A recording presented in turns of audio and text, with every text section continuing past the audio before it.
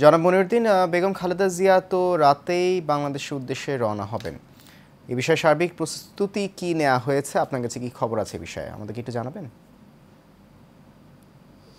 জি, অনেক ধন্যবাদ ময়ূর আপনাকে আমাকে যুক্ত করবার জন্য।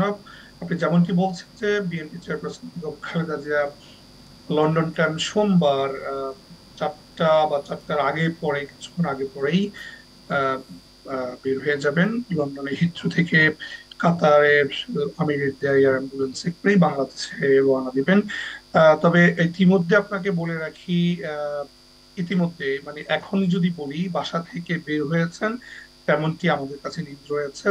এখন তারেক রহমান নিজে গাড়ি চালিয়ে তাদেরকে এয়ারপোর্টে নিয়ে যাচ্ছেন। এবং আপনাকে বলে রাখি, বেগম জিয়ার সাথে তারেক রহমানের সহধর্মিণী ডক্টর জুবাইদা রহমান রয়েছেন এবং শর্মিলী রহমান রয়েছেন, কপ্পর আরাফাত রহমান কপ্পরের স্ত্রী। তবে একটু আরো বলে রাখি যে জায়েমা রহমান যাচ্ছেন না।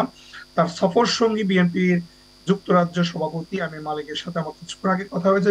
তিনি আমাকে কনফার্ম করেছেন কারা কারা যাচ্ছেন, এবং পুরো জার্নিটা আমি তার সাথে থাকার চেষ্টা করব। আপনাদের এশিয়ান টেলিভিশনের মাধ্যমেই আমরা বাংলাদেশের জনগণকে জানাতে পারবো।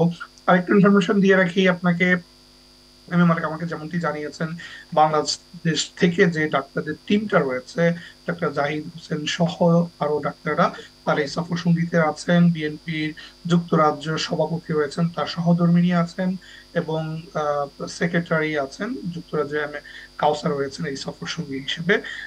4টা বা তার কিছুক্ষণ পরেই হিথ্রো এয়ারপোর্ট থেকে এয়ার অ্যাম্বুলেন্সে করে কাতার যাবেন, এবং সেখানে 1 ঘন্টা যাত্রা বিরতি থাকবে। আশা করা যাচ্ছে বাংলাদেশ সময় মঙ্গলবার সকাল 10টার মধ্যেই জি আন্তর্জাতিক বিমানবন্দরে বা হযরত শাহজালাল আন্তর্জাতিক বিমানবন্দরে অবতরণ করবেন। এইটুকু পর্যন্ত আমরা সর্বশেষ অবস্থা নিশ্চিত করতে পারছি। এবং সফরসঙ্গী যিনি রয়েছেন তাদের সাথে আমাদের নিয়মিত যোগাযোগ আছে, এবং আমরা আপনাদের মাধ্যমেই বাংলাদেশের জনগণকে বেগম খালেদা জিয়ার সফরের বাংলাদেশ প্রত্যাবর্তন বিষয়ে সর্বশেষ আপডেট আমরা আপনাদেরকে জানাতে পারবো।